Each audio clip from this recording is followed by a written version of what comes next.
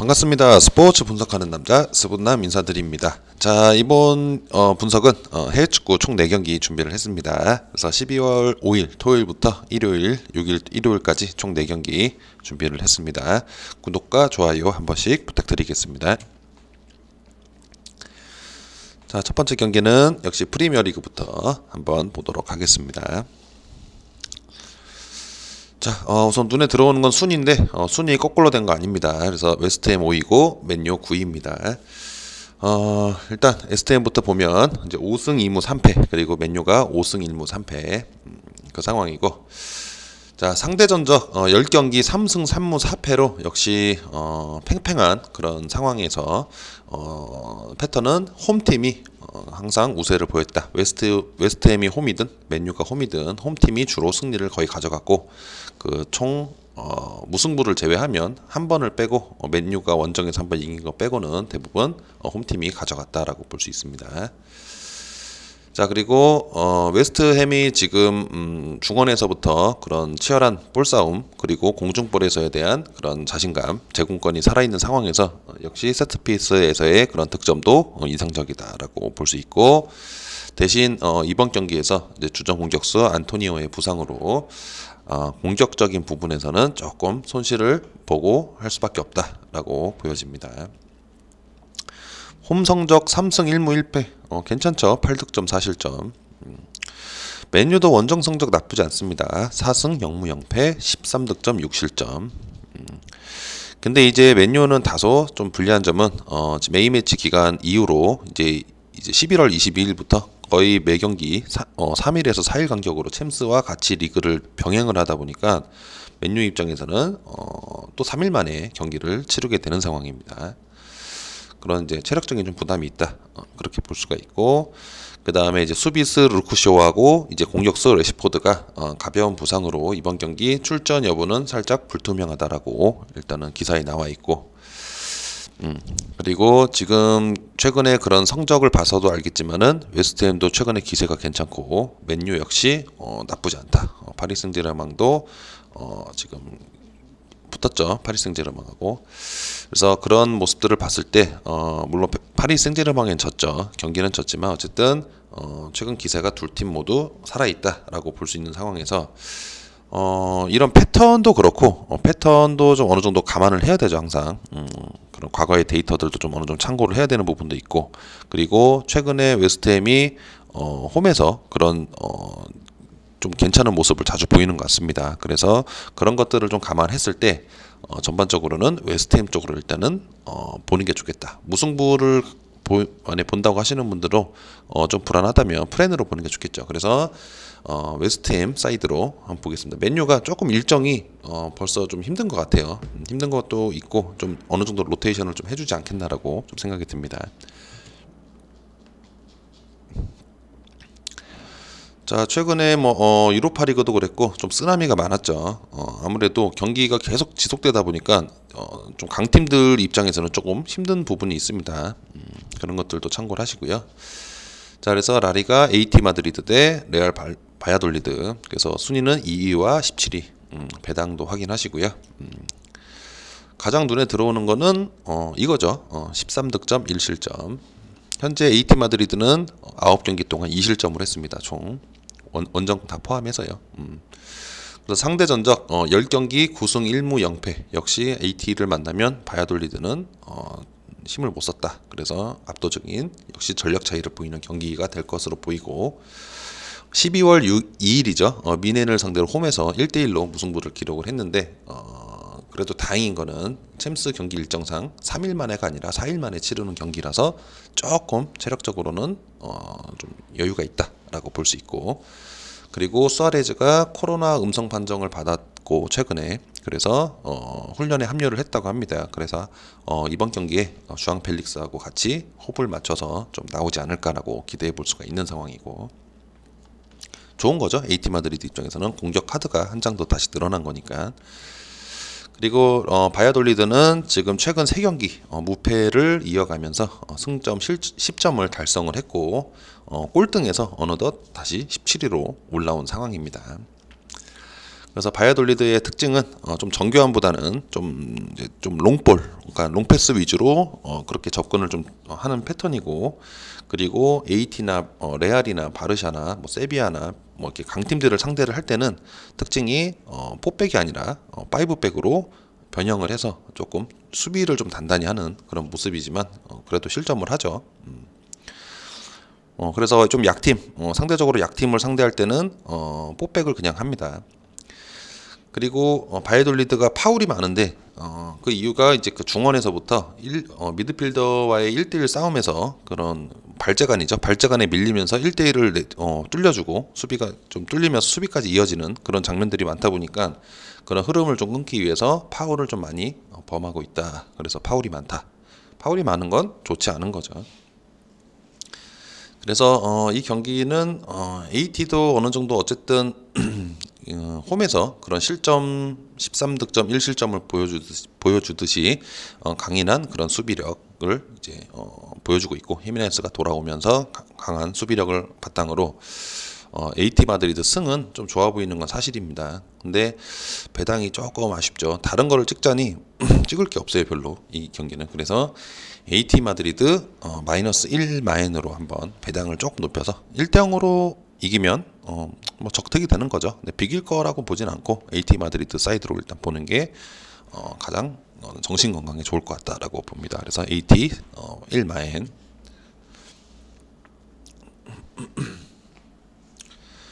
자, 다음은 세리A. 그래서 이거 경기는 토요일입니다. 토요일이고요. 11시 경기. 그래서 스페지아와 이제 라치오의 대결. 배당도 확인하시고요. 이 홈 성적도 확인하시고요. 4득점 10실점, 8득점 6실점. 그래서 최근 4경기째 패배가 없는 스페지아지만 패배가 없다 그래서 뭐 승리한 건 아니죠. 근데 이제 3경기 연속 무승부를 현재 기록 중인 상황이다. 그래서 최근 4경기 동안 봤을 때 1승 3무를 기록 중인데 최근 경기만 봤을 때는 3경기가 무승부다. 그래서 전형적인 이탈리아식의 무승부가 나오고 있는 그런 스페지아의 모습이고, 세리에 비해서 승격을 한 이후로 어쨌든 지금 현재 무승부를 그래도 캔에서 이 정도로 유지를 한 거죠. 그래서 14위를 기록 중에 있는 상황이고, 공격에서는 임마누엘 기아시에 조금 약간 몰빵까지는 아니지만 주로 그쪽을 활용하는 측면을 활용해서 들어오는 돌파하는 그런 모습이 자주 보인다라고 볼 수 있고, 근데 이제 문제는 뭐냐면 수비스 카프라도시, 오르코, 라모스, 마티엘 수비들의 조금 부상이 많다 보니까 수비 부분에서 삼선에서의 그런 좀 안정감이 떨어지다 보니 주로 공격을 조금 가는 찬스가 좀 적다. 수비 라인이 좀 불안하다라는 그런 상황이라고 볼 수 있고, 그 다음에 이제 라치오는 12월 3일 역시 도르트문트와 챔스 일정에서 원정에 갔죠. 그래서 1대1 무승부를 기록을 했고, 그때 당시 7호 임모빌레의 득점이 나왔는데 리그에서도 그렇고 챔스에서도 그렇고 임모빌레의 득점이 계속 매경기 나오고 있다라는 게 가장 호재고, 그리고 이제 미드필더 중원에서 시작되는 알베르토의 그런 공격의 전술의 시작점이라고 볼 수 있는 알베르토의 그런 이어지는 것들이 조금 자연스럽고 효과적이었다라고 평가가 이렇게 나오고 있습니다. 그리고 어쨌든 12월 3일이기 때문에 3일 만에 치르는 2일 만이죠. 2일 만. 이게 좀 잘못됐네요. 어쨌든 5일이니까 날짜로만 봤을 때 2일 만에 치르는 경기죠. 그래서 또 2일 만에 치르는 건데 또 더군다나 도르트문트 원정 갔다가 또 이제 스페지아 원정을 또 갔기 때문에 상당히 라치오 입장에서는 부담되는 상황이다라고 볼 수 있고, 이제 공격수 임모빌레하고 코레아의 그런 이제 호흡이 좀 중요하다. 알베르토 역시 같이 좀 맞춰줄 수 있는 호흡이 중요하다라고 볼 수 있습니다. 3일 만이 아니죠. 2일 만이죠. 그래서 2일 만에 2번 연속의 원정을 가기 때문에 이 경기는 사실상 라치오 배당이 물론 스페지아의 전력상으로는 확실히 라치오가 앞서지만 계속 이렇게 원정 경기가 연속되면 감독 입장에서는 어느 정도 선수들을 조금 로테이션을 좀 돌릴 확률이 높습니다. 부상도 당할 수가 있죠. 계속 피로도가 쌓이면. 그래서 이 경기는 일단은 스페지아 쪽으로 살짝 이 경기도 보는 게 좋겠다. 오늘의 약간 초점은 챔스를 뛰었던 팀들의 그런 초점인 거죠. 그래서 스페지아 프렌으로 보는 게 좋을 것 같고 1프렌에서 1.5프렌 정도 받으면 좋을 것 같은데 일단 1점 정도 프렌이면 그냥 한번 해볼만 하겠다. 이번에 어쨌든 2일 만에 치르는 경기는 좀 어려울 것 같다고 좀 보는 겁니다. 그래서 스페지아 프렌으로 한번 보도록 하겠습니다. 최종적인 조합은 소통방에서 한번 조합을 해서 저녁에 드릴 수 있도록 하겠습니다. 자, 이 경기도 토요일 경기죠. 그래서 프랑크푸르트 대 도르트문트. 도르트문트도 역시 챔스를 했고 라치오와의 챔스를 했기 때문에 참고하시고요. 자, 그래서 상대 전적 10경기를 봤을 때 2승 3무 5패. 도르트문트가 역시 조금 우세한 상황에서 이 10번의 대결 중에 프랑크푸르트가 홈일 때 3번 연속 무승부를 만들었다고 지금 현재 데이터상 나오고 있습니다. 그리고 또 리그 경기 최근 4경기 연속 무승부를 기록하고 있는데 거의 그냥 무만 찍으면 뭐 집 산다는 뭐 그런 느낌이죠. 그래서 그런 상황이고 프랑크푸르트는 현재 뭐 코로나나 그런 이제 뭐 부상 그런 결장 소식은 딱히 없는 상황에서 풀 전력으로 나올 것으로 보인다라고 예상이 되고 그리고 공격수 실바와 도스트가 최근에 득점력이 살아나면서 매 경기 그런 득점력을 올려주고 있는 상황에서 어쨌든 무승부를 그래도 기록을 하죠. 그래서 그 득점마저도 없었으면 패배를 했겠지만 어쨌든 득점력은 어느 정도는 살아있다라고 볼 수 있고 프랑크푸르트의 그런 수비진들의 세트피스 가담에서의 그런 강점도 어느 정도 강하다라고 일단 볼 수가 있는 상황이고 그래서 12월 3일날 라치오와의 홈에서 이제 대결을 했는데 1대1 무승부를 기록을 했지만 어쨌든 도르트문트의 그런 최근의 감독의 인터뷰도 그랬고 체력적으로도 부상적으로도 힘들다라고 얘기가 나오고 있고 구단진들의 조금 신뢰도가 좀 낮아지고 있는 상황이다라고 기사가 있습니다. 그래서 우선 도르트문트의 최근에 이런 힘든 점들의 가장 큰 원인은 이제 홀란드의 그런 공격수 홀란드의 부상으로 인해서 조금 득점력에서 다소 무뎌진 그런 상황. 홀란드가 거의 매 경기 뭐 득점을 1점 이상 하고 있는 상황이었죠. 그래서 홀란드가 빠지면서 조금 공격에서 아쉬운 모습에다가 수비수 메니에 슈멜처, 혼멜스, 아칸지의 부상 및 코로나로 인한 결장이 예정이 되어 있는데 지금 아칸지 같은 경우에는 또 나올 수도 있다고 하는 것 같고 그 다음에 뭐 슈멜처도 뭐 어느 정도 뭐 그런 통증 주사를 맞고 나올 수도 있겠다 뭐 이런 기사도 좀 있으니까 최종적으로 확인해 주시면 좀 더 좋을 것 같습니다. 그리고 도르트문트 특성상 최근의 경기를 봤을 때 리그 경기도 그렇고 후반에 득점이 좀 많이 나오는 편인데 전반보다는 근데 문제는 프랑크푸르트가 후반에 또 실점이 많은 팀은 아닙니다. 그래서 주로 프랑크푸르트는 전반에 실점을 많이 하죠. 그래서 후반에는 조금 뒷심이 있다라고 볼 수 있고 그래서 도르트문트의 그런 전반에 득점 없이 후반으로 이끌어가는 경기력에 조금 저조한 부분들을 프랑크푸르트가 과연 저지를 할 수 있을지. 그래서 이 경기는 사실 도르트문트 보기에는 조금 어려운 게 경기 일정도 그렇고 그런 홀란드의 부상도 그렇고 이런 수비수들의 그런 결장도 어느 정도 한몫하지 않겠나라고 보여지고 프랑크푸르트가 4무인데 지금 연속 4무인데 좀 이번에도 비기면 5무죠. 근데 이런 무승부를 캐는 팀들은 무승부를 또 캐도 이상하지가 않습니다.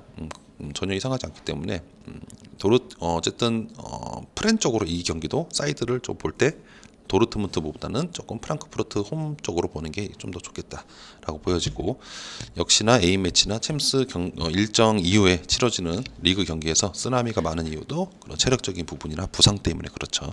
아무래도 일반적인 이런 약팀보단 강팀들이 경기를 많이 뛰다 보니까 이런 부상 선수들이 많이 나오는 것도 있고 그래서 이 경기도 프랑크푸르트 프렌이나 프랑크푸르트 승을 볼 건데 일단 안정적인 거는 프렌이 좀 더 나을 것 같습니다. 그래서 가족 같은 분위기의 소통방에 오셔서요 스포츠 조합 픽, 스포츠 정보 받아보시고요 영상 아래 고정 댓글 확인해 주시기 바랍니다. 구독과 좋아요 한 번씩 눌러주시고요 시청해 주셔서 감사합니다.